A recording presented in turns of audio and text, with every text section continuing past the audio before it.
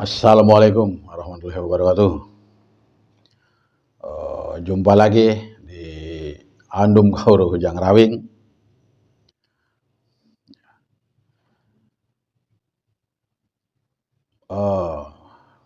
Andum Kauro Hujang Rawing kali ini akan bahas bagaimana wayang sanepa asal mula.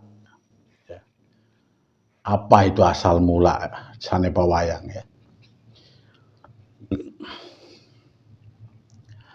Asal mula dari sanepa wayang, menurut Andum Kauro Hujang Rawing, di sini saya temukan bahwa asal mula sanepa wayang itu yang pertama adalah bahasanya Tuhan, ya. Terus Adam, terus Nur, ya. Nur. Tuhan sama dengan hidup, ya. Hidup atau menghidupkan, atau yang menghidupkan. Ya. Adam adalah wujud atau perwujudan. Ya. Nur adalah energi, ya, atau tenaga atau cahaya. Cahaya kehidupan, yaitu adalah energi. Kenapa saya bicarakan itu? Ya, sekarang gini, hidup tanpa perwujudan adalah gaib, tidak kelihatan.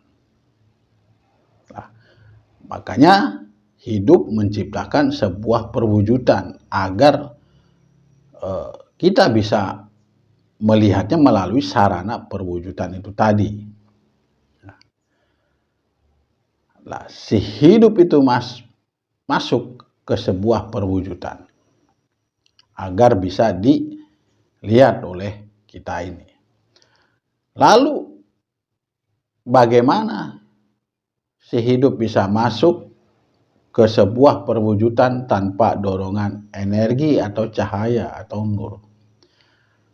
Nah, si hidup itu tadi mengutuslah sebuah nur untuk mendorong perwujudan agar si hidup tadi bisa masuk ke sebuah perwujudan, dan dibuatlah suatu tempat perwujudan yang lebih dalam untuk si hidup dan si nur tadi bertempat di suatu tempat itu yang disebut adalah hati. Nah, nur perwujudan adalah hati bertempat di hati itu tadi perwujudan, ya. Nur dan Adam maksudnya, dan Tuhan itu manunggal di situ di suatu tempat. Jadi hati itu ruh di dalam hati itu ada tiga, ada tiga kehidupan, yaitu adalah Tuhan dan Nur dan Adam, ya, di situ di perwujudan itu. Lalu dari tiga itu menurun lagi menjadi tiga lagi, yaitu adalah ini bahasa perwayangan, ya. Inilah asal mula wayang. Maka saya bilang inilah asal mula wayang.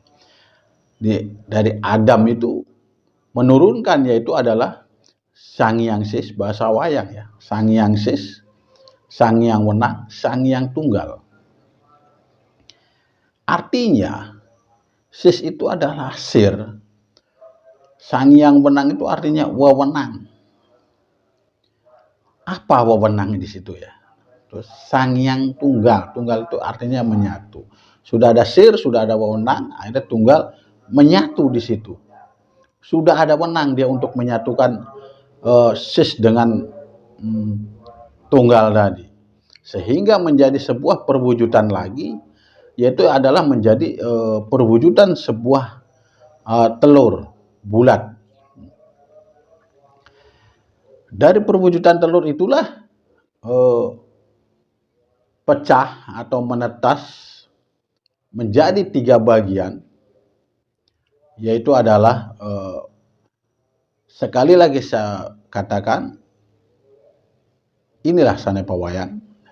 Perwujudan dari 3 tokoh wayang itu adalah Semar, Togog, Bathara Guru, atau Togog, Semar, Bathara Guru. Jadi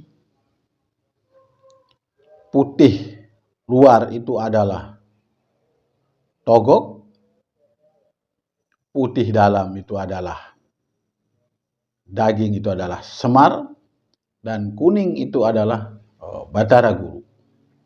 Nah, itu namanya kalau bahasa di para dewa itu adalah Sang Hyang Ismoyo, Sang Hyang Tejomoyo, dan Sang Hyang Manik Maya, itu ya sebenarnya. Itu dari perwujudan 3 itu tadi, dari sebuah telur pecah menjadi 3, dari 3 itu menitis lagi dalam suatu perbentukan, yaitu keturunan dari Bathara Guru, yaitu 4, yaitu Bathara Brahma, Bathara Indra, Bathara Bayu, Bathara Sambu, ya, di situ. Itu adalah unsur, 4 unsur dunia ini, ya, 4 unsur kehidupan. Artinya api, angin, air, dan bumi.